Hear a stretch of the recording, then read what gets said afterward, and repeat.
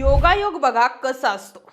आजच अजित पवार आणि शरद पवार ह्या महानगरपालिका निवडणुका एकत्र लढणार याची घोषणा होते आणि आजच माणिकराव कोकाटे यांच्या विरोधात अटक वॉरंट जारी होतं। नाही, विषय माणिकराव कोकाटेंचा जुना असला तरी सुद्धा तो विषय आजच्याच दिवशी निघणं आणि देवेंद्र फडणवीसांनी जी सूत्रांच्या हवाल्याने माहिती मिळते की माणिकराव कोकाटेंचं खातं कुणाला द्यायचं, थेट हेच स्टेटमेंट अजित पवारांना करणं, याचा अर्थ फडणवीसांना माणिकराव कोकाटेंच्या विषयात एक घाव दोन तुकडे करायचे। एखाद्याचं नशीब कसं असतं ते बघा, किंवा साडेसाती सुद्धा तुम्ही म्हणू शकता। माणिकराव कोकाटे मंत्री झाले तेव्हापासून ते वादात राहिले।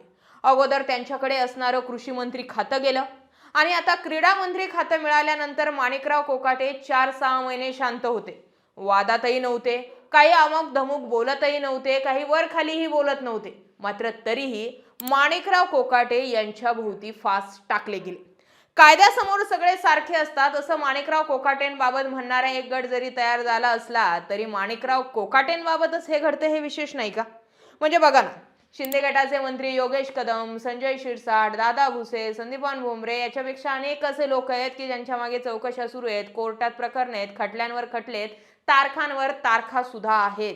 मात्र त्यांना कोणी हात लावायची हिंमत करत नाही।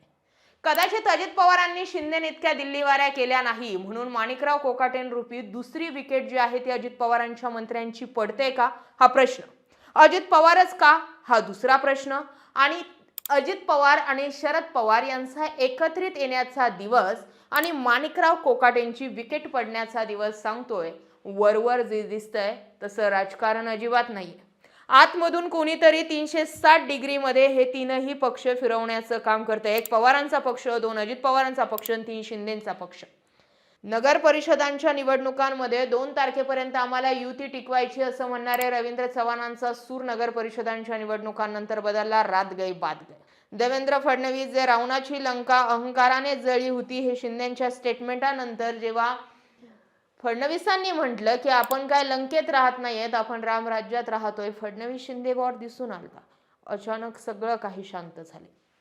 ज्याच्या लक्षात येते त्याच्या लक्षात येईल की मागच्या 15 दिवसांचं राजकारण बदललंय। महायुतीतील नेत्यांची भाषा बदलली, फडणवीसांचा ओरा बदललाय आणि शिंदे एका महत्त्वपूर्ण भूमिकेमध्ये आपली रोल जो आहे तो निभावताना दिसतात। शिंदेंनी दिल्लीवारी करून शिंदेंचा पक्ष शांत केला, मात्र अजित पवारांना ते जमत नाहीये आणि अजित पवार जे सध्या फडणवीसांची हाजी करतायत ते अजित पवार फडणवीसांच्या किंवा भाजपाच्या डोळ्यावर का आलेत? शरद पवार आणि अजित पवारांच्या छुप्या भेटी, छुप्या युती, छुप्या चर्चा, छुपे एकमेकांसोबतचे संबंध, या सगळ्या गोष्टींवरती एक घाव दोन तुकडे करण्यासाठीच आजचा माणिकराव कोकाटेंरूपी पिक्चर रिलीज केला गेलाय का, हा प्रश्न आहे। सकाळपासून ज्या बातम्या येतात त्या बातम्यांनुसार अटक वॉरंट जारी झाले। कोणत्याही क्षणी माणिकराव कोकाटेंना अटक होऊ शकते। माणिकराव कोकाटे लीलावती रुग्णालयात दाखल झालेत, माणिकराव कोकाटे 11व्या मजल्यावर आहेत, या सगळ्या बातम्या आहेत।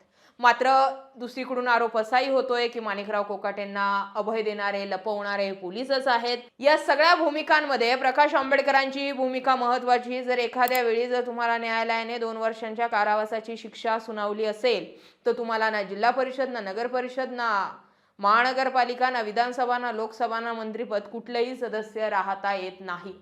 आणि विधिमंडळ याही वेळी माणिकराव कोकाटेंच्या बाबत म्हणताय की आम्हाला कोर्टाने काय आदेश दिलेत आणि काय म्हटलंय याची माहितीच नाही। ठीक आहे, 1-2 दिवस जो आहे तो पिक्चर थोपवला जाईल किंवा रिलीजची डेट थांबवली जाईल, पण पुन्हा एकदा सुरी ही माणिकराव कोकाटेंच्या मानेवर आहे। सुरी माणिकराव कोकाटेंच्या मानेवर असली तरी एका दगडाआडून 2 पक्षी उडवण्याचा कार्यक्रम होतोय, ते म्हणजे अजित पवार। शरद पवार आणि अजित पवार एकत्रित येत आहेत, त्यांच्या भेटीगाठी होत आहेत, चर्चा होत आहेत। आपल्याला प्रश्न तेव्हाही होता, फडणवीस हे चालून कसं घेत आहेत? दोन्ही पवार जर एकत्र येत असताल तर फडणवीसांना काही अडचण नको होती, पण त्या व्यतिरिक्त दोन्ही पवार एकत्र येऊन काही तिसरा डाव टाकत होते का? आणि याची कुणकुण भाजपापर्यंत गेलेली होती का? आणि त्यामुळे जोपर्यंत यांच्या भेटीगाठी चालू आहेत किंवा जोपर्यंत यांची स्टोरी स्क्रिप्ट तयार होती तोपर्यंत होऊ द्या। जेव्हा स्क्रिप्टचा शेवट करण्याची वेळ येईल तेव्हाच आपण ओपन व्हायचं, किंवा स्क्रिप्ट जोपर्यंत लोकांना समजत नाही, बाहेर येत नाही, तोपर्यंत दोन्हीही काका पुतण्यांच्या भेटीवर काही बोलायचंच नाही, हे भाजपचं ठरवलं होतं का?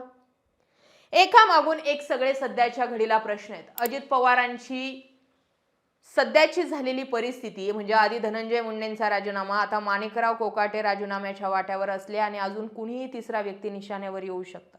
हे फक्त अजित पवारांबाबतच का? पवारांना खेळ कळला होता का? म्हणूनच पवार अजित पवारांसोबत खुल्यापणाने जात नव्हते का? आणि आता नेमका महानगरपालिका जाहीर झाल्यानंतर पवारांना पडद्यामागचा रोल आपला जो आहे तो समोर आणावा लागला आणि म्हणून खोडावर घाव फडणवीसांनी घातला का? प्रश्न आहेत. या सगळ्या घडामोडींकडे तुम्ही कसं पाहता? कमेंट सेक्शनमध्ये जरूर व्यक्त व्हा. अशाच माहितीपूर्ण व्हिडिओसाठी आपल्या चॅनल आवर्जून सबस्क्राईब करा. जय महाराष्ट्र.